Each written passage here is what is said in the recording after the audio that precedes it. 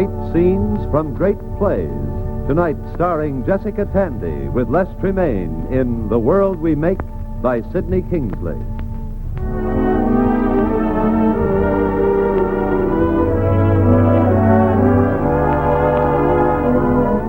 Tonight's play is based on a novel by Millen Brand and adapted for radio by Elizabeth Hart. Now here's your host, the distinguished actor-manager, Mr. Walter Hamden.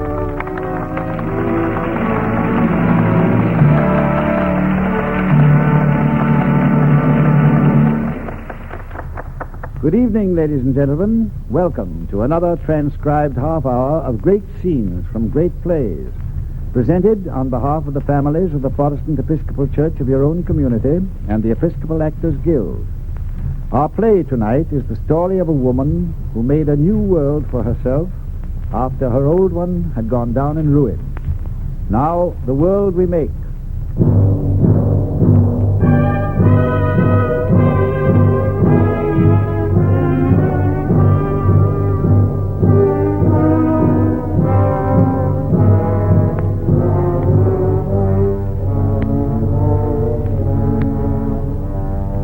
That morning I woke happy. For a few seconds I didn't know where I was or who I was. Only that the sun was slanting across my bed and that I felt light and strong and free. I sat out eagerly and looked towards the window. And then I remembered. This was Greendale Sanitarium. And I was Virginia McKay. Virginia McKay, who everybody politely pretended was a living woman, although they knew well that she had died a year ago.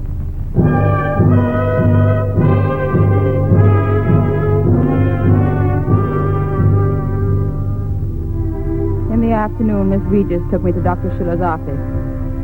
She kept smiling at me and giving me little pats as though I were a good child about to be rewarded with ice cream. I was very glad when she left me alone with Dr. Schiller. Sit down, Virginia. How nice you look. Thank you, Doctor. Are my parents here yet? They will be very soon.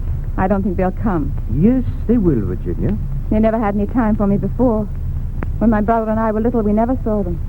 Yes, but all that is the past. I do not say that they were right, but I do say that you cannot go on living in the past. You stopped growing up when your brother died. Your development halted at that point. You want to get well, don't you? Yes. Yes, I do want to, Dr. Schiller. Then you must live in the present. Now, today. Do you want me to go back to my parents? What do you want, Virginia? I want to live again. But I'm still afraid. I had a dream last night. I was alone in a long, dark corridor. And I tried to find a lighted room. At the end of the corridor, I saw a beam of light coming from under a door. I ran to the door and opened it. And when you went into the lighted room? It was as dark and cold as the corridor. And there were voices whispering. Hateful voices. They didn't want me there. Oh, excuse me. Hello, Dr. Schiller speaking. I see. Hold on a minute, please. Your parents are here, Virginia. Do I have to see them right away? You needn't see them at all.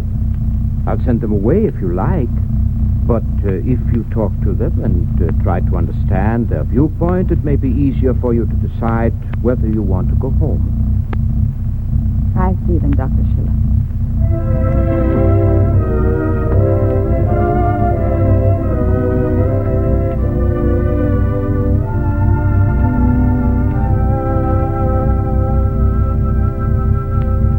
Well, Virginia, you look splendid.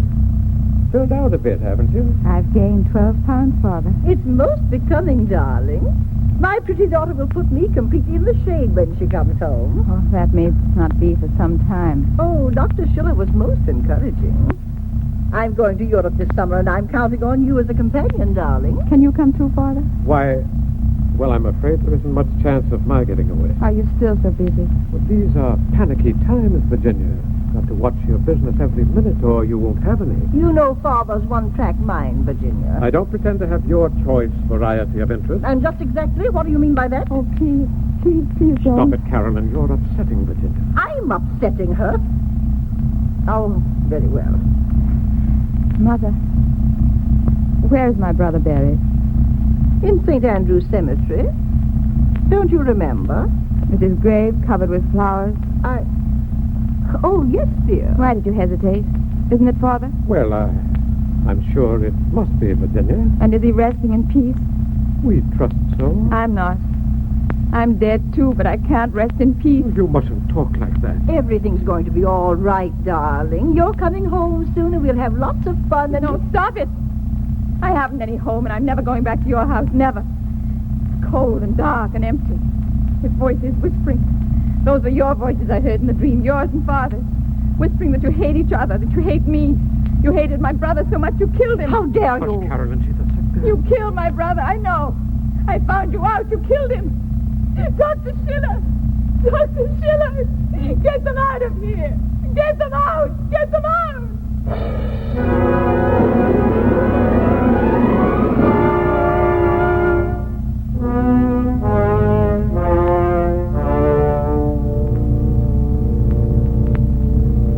Relax a little, Virginia. Would you like a cigarette? No, thank you, Dr. Schiller. You don't mind if I smoke my pipe, do you? My pockets are like a lady's handbag. It is necessary to take out everything in order to find anything. Pencils, change, matches, keys. Aha. At last, the pipe. Yes. Next time they visit, it will be better, Virginia. No, it won't, Dr. Schiller. I hate them. I can't go back to them. But I don't want to stay here. I don't want to stay dead. Let me out, please. But where would you go? What would you do? Adaptation to your parents is child's play compared to facing the conflicts and stresses of the world alone. No, you're not strong enough yet. No. Dr. Schiller speaking. Who? Well, how's the breathing? Give him a hypo of adrenaline and set up an intravenous glucose, 200 cc's. I'll be there right away. Virginia, I must see another patient. I'll tell Miss Regis to take you back. Miss Regis? Miss Regis? Where did that girl go? He stood at the door with his back turned. Upon the desk were the other things he'd taken from his pocket with his key ring. The pass key that unlocked all the doors in the sanitarium was on it. I knew that because I'd seen the nurses use that key 100 times. I reached out and slipped it off the ring just before Dr. Schiller turned and hurried back to the phone. Dr. Schiller speaking. Find Miss Regis, please, and send her to my office for Virginia McKay. We'll talk again tomorrow, Virginia. And don't be discouraged. It's slow, but you have much cause for hope.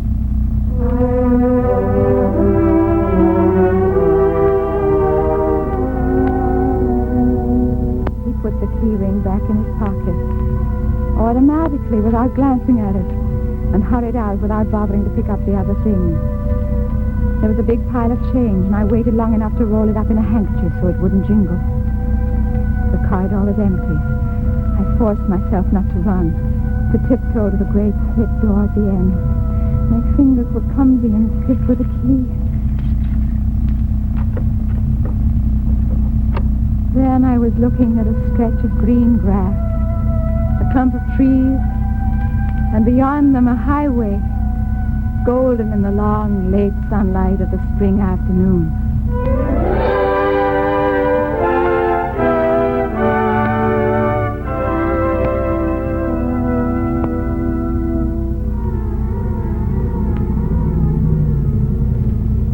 Want a lift, Jimmy? Thank you. Oh, thank you. I got 2 more lifts, and then I took a bus the rest of the way to New York. I had only enough money left for subway fare and a paper. That night I spent in the subway. I didn't mind it at first, but when it grew late, men spoke to me in a way that frightened me. Next morning I began to answer the want ads in the newspaper. Late in the afternoon I applied at a steam fat laundry. Something I can do for you, miss? I wanted to see about the job for laundry workers. They told me the boss is back here. You want a laundry job? Work's pretty tough. I don't mind. I've gone 8 places today. I've got to get something. Hey, Louis, will you come here a minute? Yeah? What do you want, John? Look, Louis, we're short-handed, and we got to get that stuff out today. Stick Cora on the sleever and let this girl be a shaker, huh? She'll pick that up easy in a minute. Well, okay, I'll give you a try. What's your name? Virginia. Virginia? Well, Virginia what? Hope. Oh, Virginia Hope. Address? Oh, what's your address? I just got to town. I'm staying with friends, but I'm going to move tomorrow. I'm not sure yet. You can fill in the rest of her card tomorrow, Louis. Oh, all right. Pays 38 cents an hour. Hours 8 to 5. Tell one of the girls to break her in tomorrow, John. Thank you for getting him to take me, Mr. It's John Kohler. We don't use Mister around here. Say, you look ready to keel over. Why don't you go home and go to bed? I haven't any place to go. I'm not staying with friends. I haven't any. I slept in the subway last night. How long since you ate? I had lunch yesterday about noon. Well, we'll fix that right away. Then I'll take you to Mrs. Zabrisky's. That's my landlady. One of her roomers moved out this morning, and I'm pretty sure she won't have rented the room yet. But I can't pay for it. You can pay her Saturday when you're paid yourself. You mean she'll trust me? Well, why not? Nobody can get along without trusting other people some. I don't trust anybody. At least I didn't. Until just now.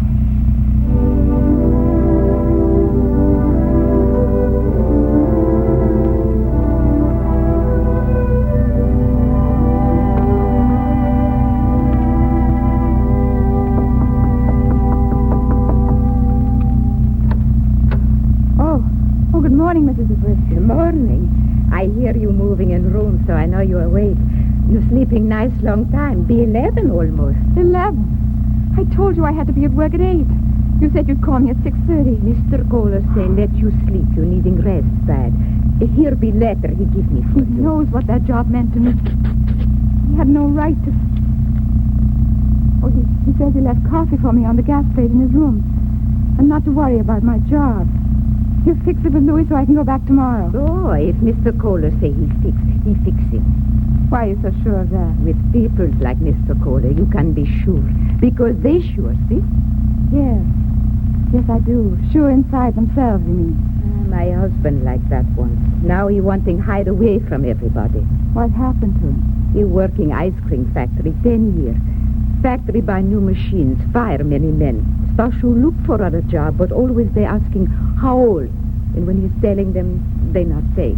Oh, you needing breakfast. Come, I show you where is Mr. Kohler's room.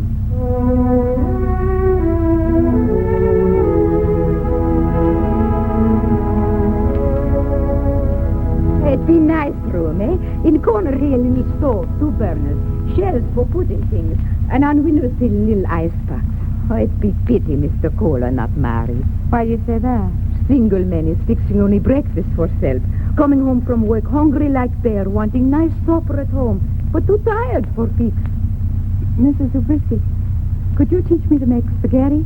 Bisgetti? What for bisgetti? I teach you making pierogi, Polish style. That'd be better. No, spaghetti, Italian style. John, Mr. Kohler, said last night he loved it. He was disappointed it wasn't on the menu at the restaurant where we ate. Oh. Look, he put $2 in that letter. I want to spend it on a dinner he'll like. And I want to cook the dinner myself. I've never made anything for someone else in my life.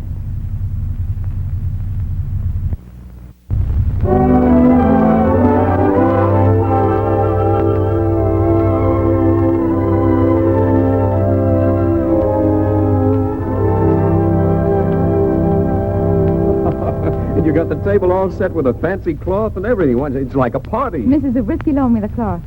And she told me how to fix the salad and spaghetti. Oh, it was fun doing it. Gee, I couldn't get you out of my mind all day. Talked about you so much to my brother that if he'd been any other guy, he'd have kidded me. You have a brother? Yeah, I sure have. Jim works at the laundry, too. Goes to law school at nights. With all that, he's found time to get himself a swell wife and kid. Not bad for a little shrimp that a good breeze could blow away. You love him very much, don't you? Well, we're pretty close. After my mother died, I more or less brought him up. It's dangerous loving someone else so much when he's all you have. Dangerous? I don't get you. With you it wouldn't be, though. You're so strong, so sure of yourself. Today when I was coming back from buying groceries, I got a little frightened again. The street was dirty and noisy. This old house looked as though it were about to topple down. I ran upstairs to your room. Everything was all right. It was firm, it was sure. It would stand forever. It was your room. You give things your own strength. Virginia, I don't know who you are or where you come from. But I know you don't belong here. I ought to lend you the money for a ticket and tell you to go back. No, I can't. I don't want to. And I don't want you to. That's the trouble. I want you to stay.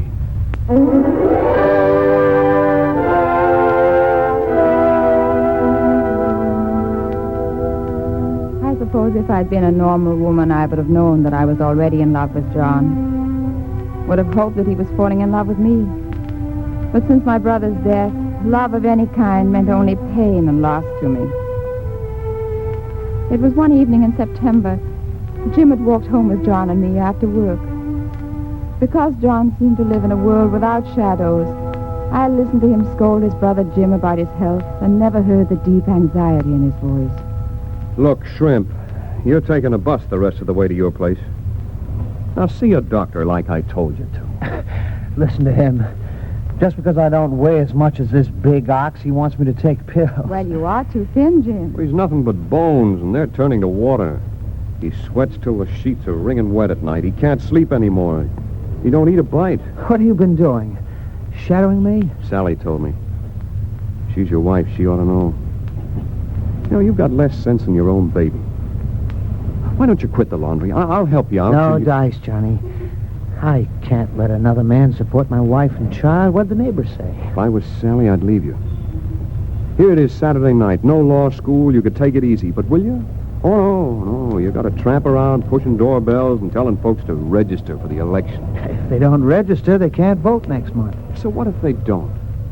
You know the answer as well as I do, Johnny. Took all history to get guys like us out of hock. I want democracy for keeps. And we aren't going to keep it if we let any part of it lie around unused till it rusts. Okay, Shrimp. Here's your bus. Hop on. You can save the country later.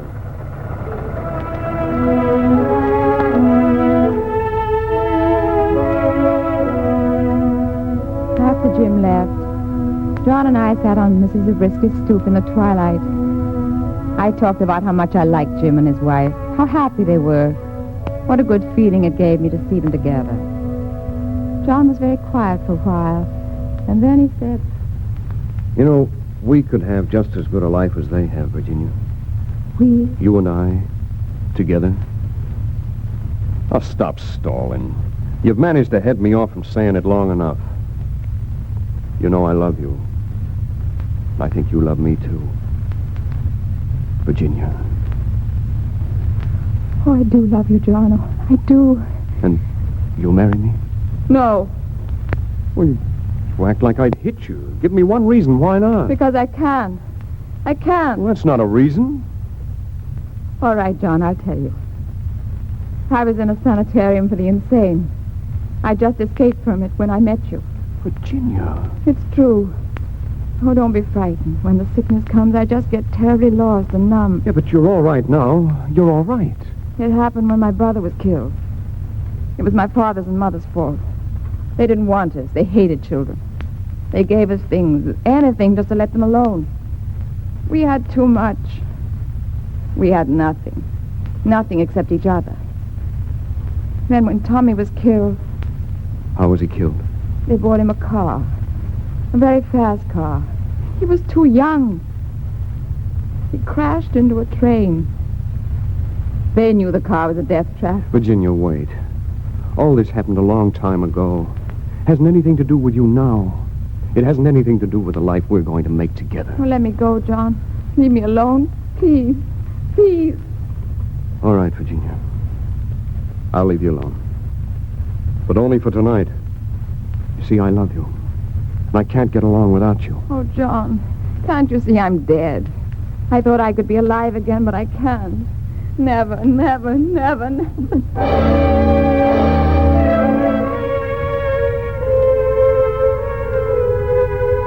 I didn't go to bed that night. I sat by the window in the dark, looking out at the ugly street, listening to the hideous noises.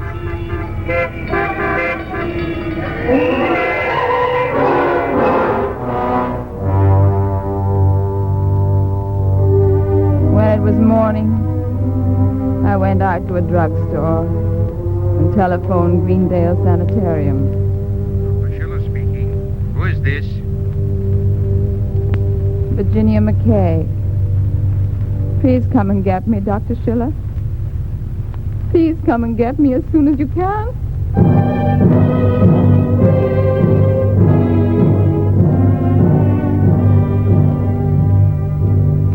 When I went back to the rooming house, everything was unreal and far away. I started up the steps to my room. Miss Hope, where you been? Mr. Kohler looking for you before he go to hospital. Hospital? Him getting message. His brother taking to hospital, very sick. Gone there to see him. What's for matter, Miss Hope? You act like you're not hearing me. I'm saying Mr. Kohler's brother bad sick. Bleeding from mouth.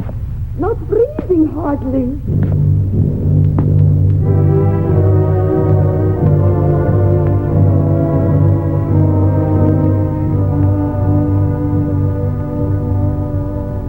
I've told you everything, Dr. Schiller.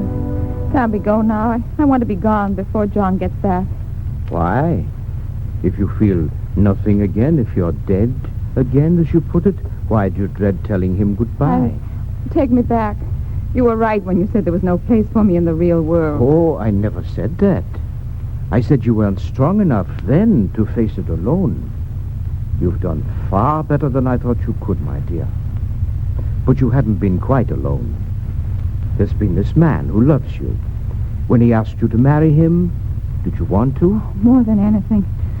It was as though everything I ever prayed for could be mine, if only... If you had the courage to take it.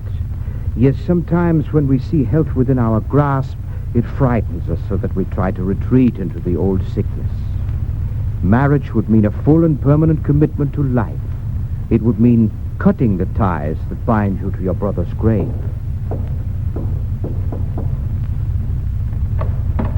John, this is Dr. Schiller. He's from...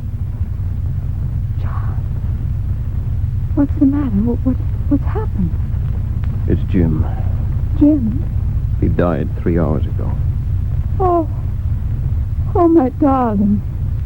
Oh, dearest John. With TB, the fast kind. His lungs collapsed. The doctors did everything they could, but we didn't do anything. You tried. You begged him to see a doctor. Yeah, that was a big help. Well, I guess I'll go to my room now. He loved his brother so. Oh, how can anyone go on in a world like this?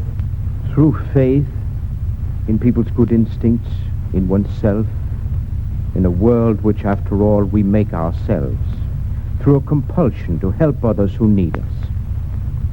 Go to him, my dear. That's your job.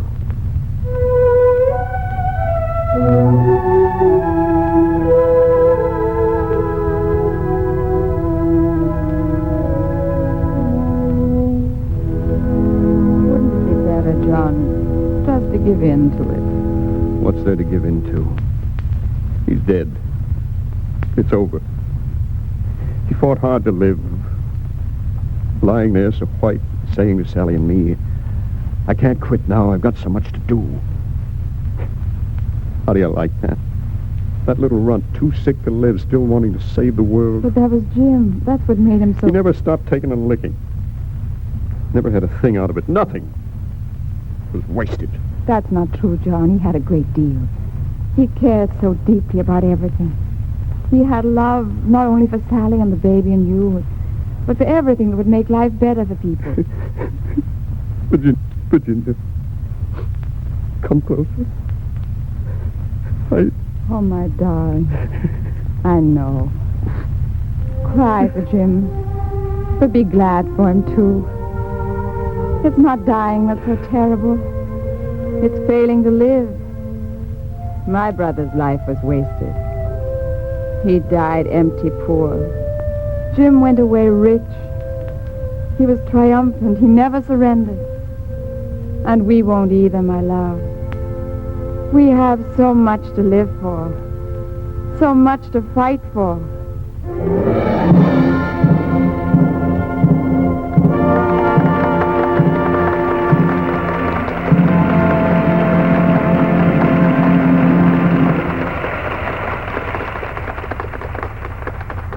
In tonight's searching play, Virginia finally found the strength to conquer her fears. She learned how to make a solid new world for herself to replace the empty one that had been shattered by her brother's death. But she didn't build her new world alone.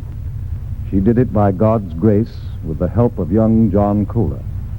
By example, John showed her the happiness that comes through service to others.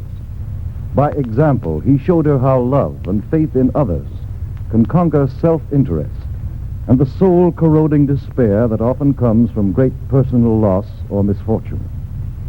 Millions today are affected to some degree by much the same kind of fears, distrusts, and unhealthy self-interest that sent Virginia to Dr. Schiller's sanitarium for mental cases. Like Virginia, these millions need help, and sometimes need it desperately. Where can they find it in this troubled and confused world? The answer is simple.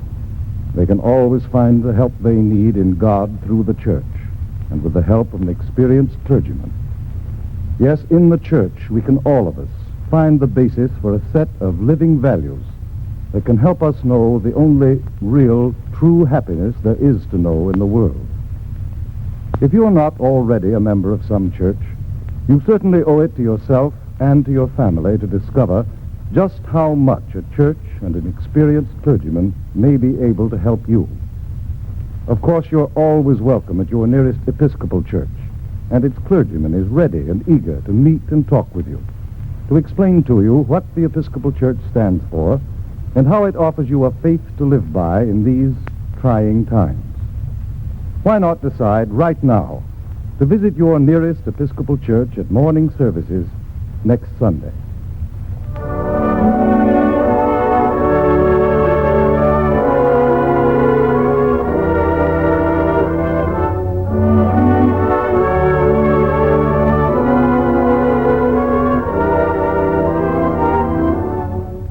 Walter Hamden. I want to thank our cast, and especially you, Jessica Tandy and Les Tremayne, for a moving performance.